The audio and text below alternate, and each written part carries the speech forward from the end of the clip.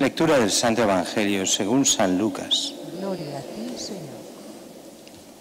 Ilustre Teófilo, puesto que muchos han emprendido la tarea de componer un relato de los hechos que se han cumplido entre nosotros, como nos lo transmitieron los que fueron desde el principio testigos oculares y servidores de la palabra, también yo he resuelto escribírtelos por su orden, después de investigarlo todo diligentemente desde el principio, para que conozcas la solidez de las enseñanzas que has recibido. En aquel tiempo Jesús volvió a Galilea con la fuerza del Espíritu y su fama se extendió por toda la comarca. Enseñaba en las sinagogas y todos lo alababan. Fue a Nazaret, donde se había criado, entró en la sinagoga como era su costumbre los sábados y se puso en pie para hacer la lectura. Le entregaron el rollo del profeta Isaías y desenrollándolo encontró el pasaje donde estaba escrito: El Espíritu del Señor está sobre mí, porque Él me ha ungido, me ha enviado a evangelizar a los pobres, a proclamar a los cautivos la libertad y a los ciegos la vista, a poner en libertad a los oprimidos, a proclamar el año de gracia del Señor. Y enrollando el rollo y devolviéndolo al que lo ayudaba, se sentó. Toda la sinagoga tenía los ojos clavados en él y él comenzó a decirles: Hoy se ha cumplido esta escritura que acabáis de oír. Palabra del Señor. Gloria a ti, Señor Jesús.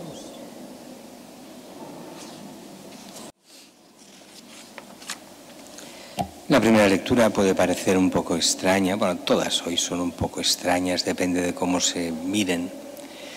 La primera es este libro de Nehemías y es el sacerdote Esdras, que organiza una jornada, hoy diríamos, sobre la palabra de Dios. ¿Qué es lo que pasó?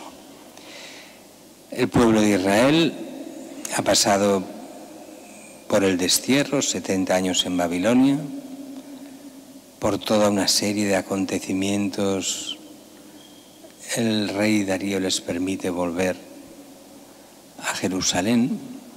Allí rehacen Jerusalén, el templo que estaba en ruinas, no destruido, pero bastante ruinoso, lo vuelven a dejar con un mínimo de esplendor, lo restauran y entonces descubren escondido en el templo el libro de la Torá. Resulta que habían perdido la Biblia, no la tenían. Los judíos en el destierro vivieron, entre comillas, no digo sin fe, pero sí sin culto. No había templo, no habían sinagogas, no había nada, no había la palabra de Dios.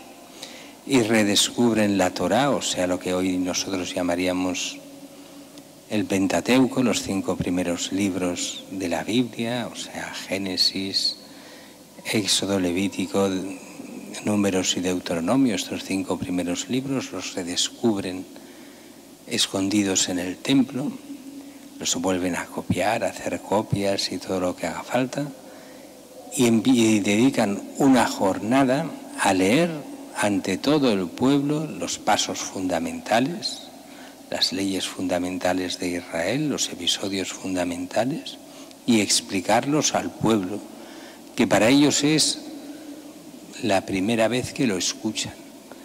No se habían explicado en más de 70 años.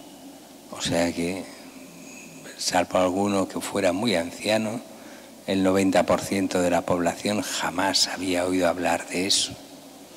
Y es la jornada sobre la palabra de Dios. Eso encaja un poco con el Evangelio. Si os fijáis, el Evangelio, hoy hay como 2 partes. Justo el inicio del Evangelio de Lucas, la introducción, y allí nos habla de cómo se hace y el porqué del Evangelio. Y nos lo dice de una forma muy clara. Dice así: puesto que muchos han emprendido la tarea de componer un relato de los hechos que se han cumplido entre nosotros, me he saltado cuando empieza diciendo ilustre Teófilo, O sea, va dirigida a este personaje que se llama Teófilo, que en el fondo es cada uno de nosotros. Teófilo quiere decir amigo de Dios. Teo, Dios, filo, amigo, el amigo de Dios. A todos los que quieran ser amigos de Dios se les da el Evangelio. O sea que ilustre Teófilo, cada uno de nosotros somos este Teófilo. Como muchos han emprendido esta tarea de componer un relato de los hechos que se han cumplido entre nosotros, como nos los transmitieron los que fueron desde el principio testigos oculares. O sea que al principio no se escribió nada, sino que todo lo que ha pasado, todo lo que Jesús explicó, quedaba en la memoria de los que lo oían, pero no se escribía nada. Y llega un momento en que deciden ponerlo todo por escrito, y dice que son muchos. Y cuando dice que son muchos, quiere decir que no eran solo Mateo, Marcos, Lucas y más tarde Juan, sino que habrían bastantes más. Pero solo se nos conservan estos 4, Mateo, Marcos, Lucas y Juan, del primer siglo. Sí que se conservan más evangelios, pero son los que llamamos evangelios apócrifos y son muy posteriores, del siglo II y del siglo III y hasta el siglo IV. Y entre estos que llamamos apócrifos hay 2 tipos de evangelios. Unos evangelios que les podemos llamar devocionales.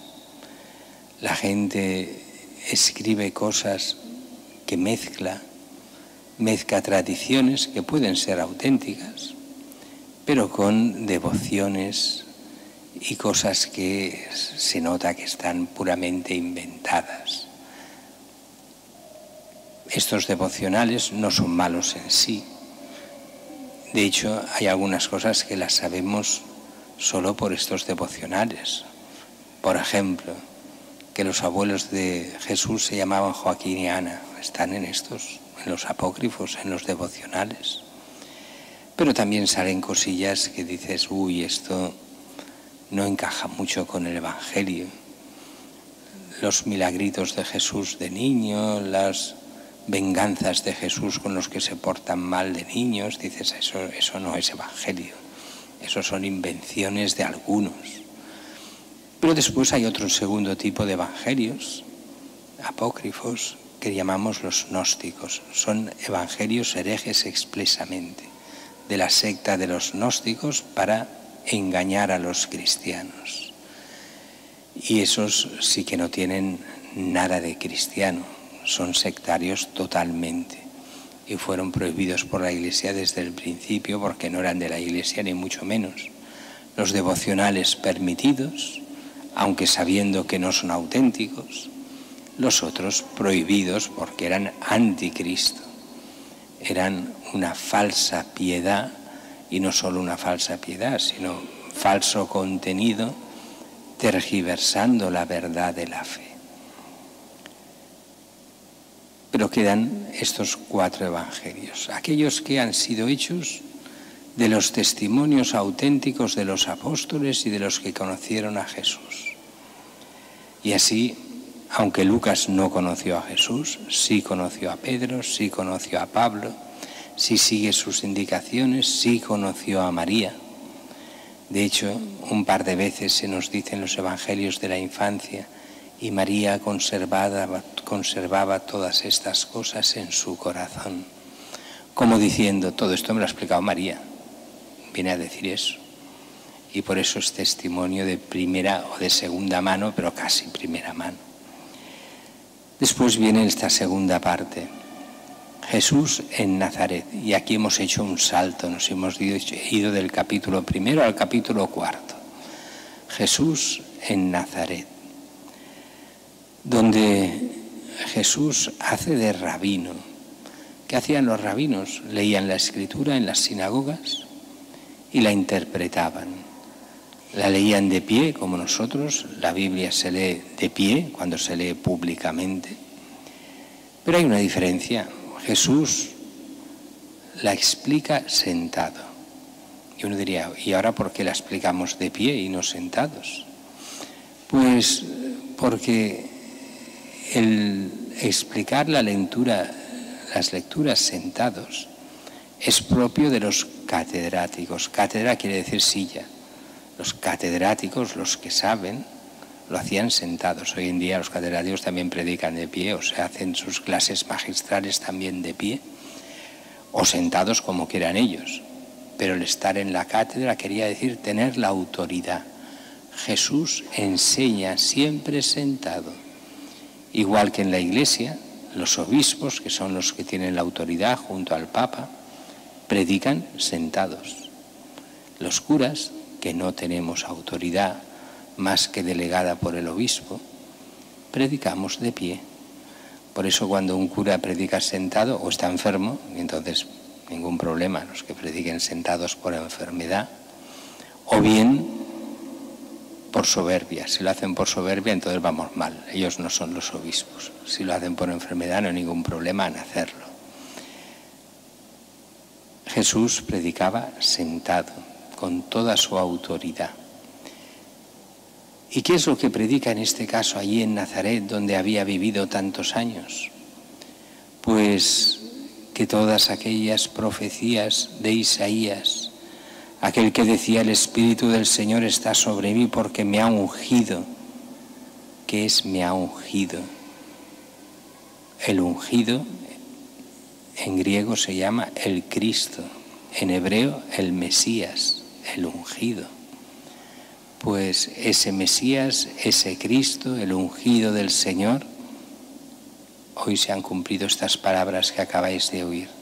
Yo soy el ungido, el Cristo, el Mesías, el que tenía que venir. Y Jesús lo dice en ese momento, ya no lo dirá más hasta el final. ¿Por qué no hablará de ello? Porque la gente empezará a interpretarlo mal. El Mesías político, el Mesías el ungido al estilo del rey David, el que nos ha de liberar con la guerra de los romanos. No viene para eso el Mesías. Viene para librarnos del mal, del pecado y de la muerte, para darnos vida eterna, no para librarnos de los romanos. Eso es el error del mesianismo político, que es otra cosa. Y eso no quiere decir que Jesús no se metiese en política, se metía, pero no en la política de partidos, no en la política antirromana, sino meterse en política quiere decir criticar lo que se hace bien y lo que se hace, o sea, favorecer lo que se hace bien y criticar lo que se hace mal. Y eso es obligación de todos. Otra cosa es que desde el púlpito nos pongamos a hacer política partidista. Eso es otra historia. Pero ver dónde está el mal y ver dónde está el bien y lo que está mal y lo que está bien, a eso se le llama discernimiento cristiano. No es hacer política, es otra historia. Pero a muchos, cuando están ideologizados, no lo entienden. La segunda lectura de hoy nos habla de uno de los modelos de la Iglesia. Hay más, pero digamos 2 modelos de Iglesia y nos los da, de eso nos habla mucho lo que es Lumen Gentium, Concilio Vaticano II. Uno es este, el que hoy leemos. La Iglesia como cuerpo místico de Cristo. Cada miembro de la Iglesia es parte de Cristo, pero es parte del cuerpo de Cristo de forma diferente. El cuerpo tiene el ojo, tiene la boca, tiene los dientes, tiene el corazón, tiene 1000 cosas, tiene los pulmones, tiene la inteligencia. Cada uno tenemos nuestra misión en la Iglesia, diferente una de otros, pero todos miembros de Cristo. La Iglesia es el conjunto de esos miembros de Cristo que forman la Iglesia. Y si no estamos en Cristo, no somos Iglesia. Y de aquí vendrá uno de los grandes problemas que tuvo Santa Teresita. Leía todos estos textos y ella se preguntaba: ¿y yo qué soy? ¿Qué miembro de la Iglesia soy? ¿Qué parte de Cristo soy? Y decía: yo quiero ser el corazón de Cristo, el amor de Cristo para todo el mundo. Y aunque de eso participamos en parte todos, Pero eso es una de las cosas que ya tenía clarísimo. Ser el amor para el bien de todos. Y nos prometió que continuaría ya de muerta, ya en el cielo, o sea, viva en el cielo, continuaría siendo intercesora por cada uno de nosotros, porque amaba el mundo y nos amaba a nosotros, a los que la invocaremos, de generación en generación, porque su misión era, como patrona de las misiones, hacer el bien a todos. Y la misión es que cada uno de nosotros seamos de verdad de Cristo y lleguemos a ser cristianos del todo, hijos de Dios en Cristo. Es en el fondo la misión de la Iglesia, hacernos cristianos, que vivamos el amor de Dios. Todo lo demás cuenta poco, solo cuenta que seamos fieles a Dios y con Él alcancemos la vida eterna.